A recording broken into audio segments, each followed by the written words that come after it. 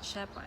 My friends and family who have seen my Dubai desert garden through images I share on social media are always in awe of what an excellent job I did in nurturing my previously bare garden from this to this. Despite Dubai's harsh desert conditions, I tend to disagree. Why? In this episode, I will share with you 7 of my Dubai garden mistakes, which I learned by experience growing some of these plants, which hopefully you will not commit in your own garden. Some of these mistakes are specific to those of us who are living in Dubai and the rest of the Gulf region. However, it can still be applicable to anyone with a green thumb or still developing one. But before that, please like and subscribe to my channel and press the bell button for more updates on my Dubai desert garden.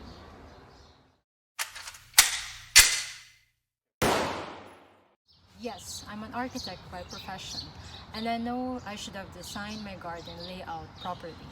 However, when we moved to this property last year, I had only one plan: to grow as much as vegetables I can within the 30 square meters dry patch of yard in order to be slightly self-sufficient.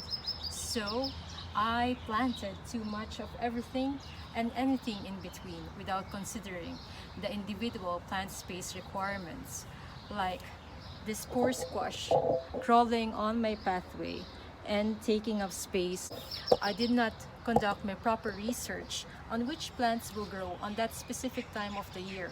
So I ended up with wasting some of my precious winged bean and chayote seeds, as I thought that they can grow in the colder temperature. However, they did not, as they are heat-loving plants. In addition, when I started gardening, I forgot to add like a small narrow pathway like what I have right now, so that I can stoop down and trim whatever has to be trimmed and collect whatever leaves or vegetables that I wanted to add to my salads. It's because I wanted to maximize the yield of my garden. So this is how I reach my baby spinach. Ta-da! So if you are considering growing your garden for the next season, always do your research by checking with your local garden centers on which plants are they selling at the time of the year. Or check the internet for seasonal and space requirements of the plants that you wish to grow. Please comment if you would like to receive a growing schedule of the plants which can grow in the UAE or the Gulf region, and I will share it with you. As I said earlier, my main objective growing my Dubai desert garden was to plant vegetables for consumption and not for the aesthetic value. As such, I did not grow pretty flowers, although I had a few daisies when it was colder, but they eventually died down when the temperature started going up. Without the flowers, pollinators such as bees or butterflies did not visit the garden, so I had to hand pollinate my first pumpkin by hand. Flower to the female, and hope this works. If you are like me and you're not into growing flowers, you can at least allow some of your vegetables to bolt, like my pak choy or my broccoli rabi in the back, or your dill or cilantro or any other vegetables that you are growing, as this will attract the insects.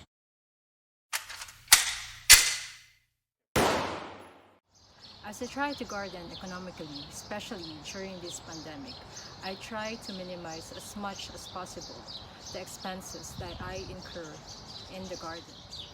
Would you believe that I spent only less than 100 dirhams for all of this garden?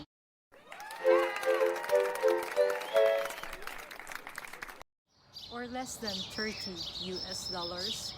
How did I do that? I will show you on my next vlog, which is about gardening on a very tight budget. Having said that, I still made the small mistake of purchasing a small item, which I found later was unnecessary, and it was this hamster bedding. So I used this earlier in my garden as a form of mulch for my saplings. But I later found out that the same mulch that I used caused some mold on the plants and I have to remove it away. So what did I do? I looked around my surroundings and found that whatever mulch that I needed was already available on the ground, which was my dried leaves. So as you can see, I use the dried leaves as mulch for my pepper plants.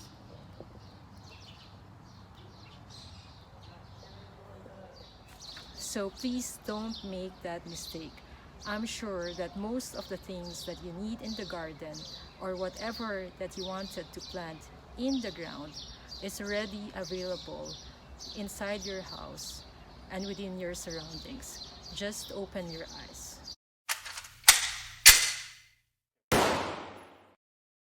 Hiring a gardener.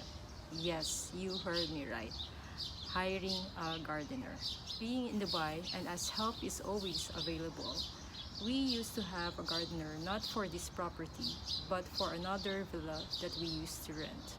I was working full-time and as we planted some trees, installed a lawn, and had a few vegetables and fruit trees, I needed help in maintaining that garden. So we hired a gardener from our community without checking if he had the proper knowledge and experience of gardening. After hiring the gardener, our water bill increased from 1,000 dirhams to 2,000 dirhams in a month's time. So I did my investigation. I took a day off and I found that he was visiting the garden at 12 noon. Imagine at high noon at 12. And then hose each tree for 10 minutes and then open the water sprinkler and leave it running for 1 hour. There was also one incident which I remember that we came home from work to find that my vegetables and some of my trees and some patch of the yard were burnt. So I asked the gardener and he said that he just applied a chemical fertilizer without our knowledge. I can go on and on and on with a number of incidents that we have experienced, but for some of you who are still working full-time and you have a passion for gardening, I'm sure that you need to have someone that can assist you with the garden, like a gardener or your housemate. Just make sure that anyone that you entrust your garden to should have the same passion that you have. Or check with your local nurseries or garden centers as they can recommend to you any of their staff or employees or anyone that they know who has capable hands and skills and experience. And if you are like me and you don't want to hire a gardener for your backyard, or if you have a small garden within your balconies in your apartments and you have to travel somewhere, the other thing that you can do is to have an automatic drip irrigation system that you can control remotely so that you don't have to worry about the health of your plants.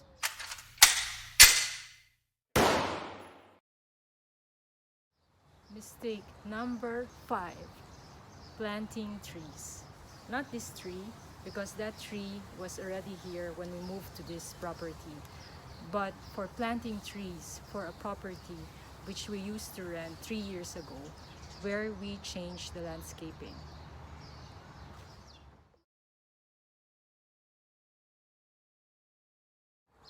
Moving into the previous villa, we planted a number of trees and even installed a lawn, a big lawn.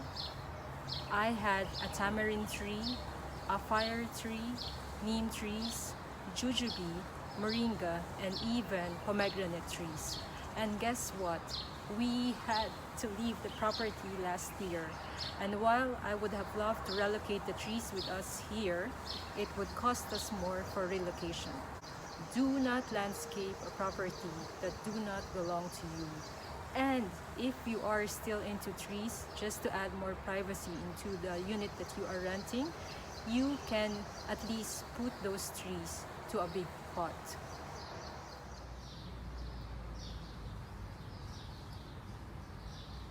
So if you have to relocate to another property or even to an apartment, it will be easier to move those plants with you.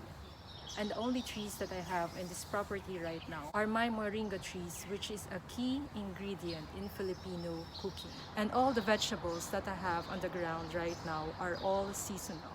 And whatever soil amendment that I did on the ground can always be redone by just preparing compost again for like 1 or 2 months and again adding it on the ground, and it will be ready.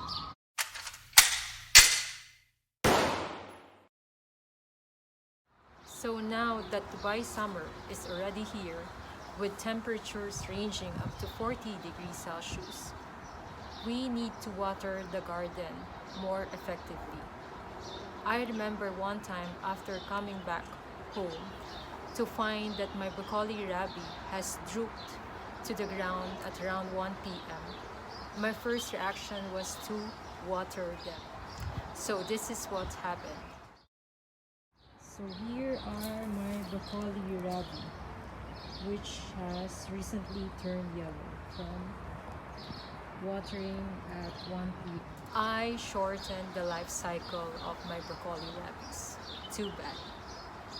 So after that incident, I decided to water the plants twice in a day, once in the morning at around 6 or 7 in the morning. However, I give them more water as they need to have enough water to sustain them through the day. And if at around 6 or 7 p.m. the surface of the ground is dry, I will just water them quickly just to give them more sustenance to last them in the evening. And please don't ever water your plants between 10 a.m. to 3 p.m. when the sun is in full blast, because even if your intentions are good, that you wanted to give your plants more water, they will just retain that water in their leaves and the sun will steam that water, and that's why the leaves of my broccoli rabi has turned yellow.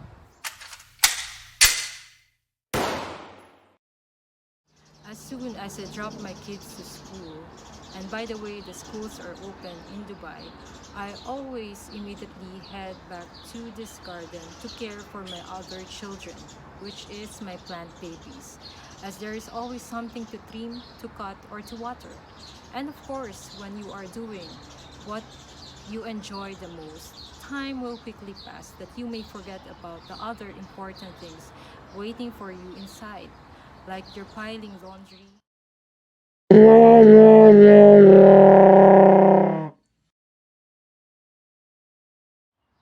or your cooking, or your poor spouse. So please, as much as we love our garden and enjoy checking the latest peas or checking the latest cherry tomatoes, have a balance by allocating a specific time in the morning or in the afternoon to tend to all of these. So that's it, and thank you for watching. Hope you learned something new, and please like and subscribe to my YouTube channel, Shepai. If you have any information you want to share with me, please type in your comments below. Or if you want to receive the growing list of the plants suited for Dubai and the rest of the region, send me a message in the comments again and I will share it with you.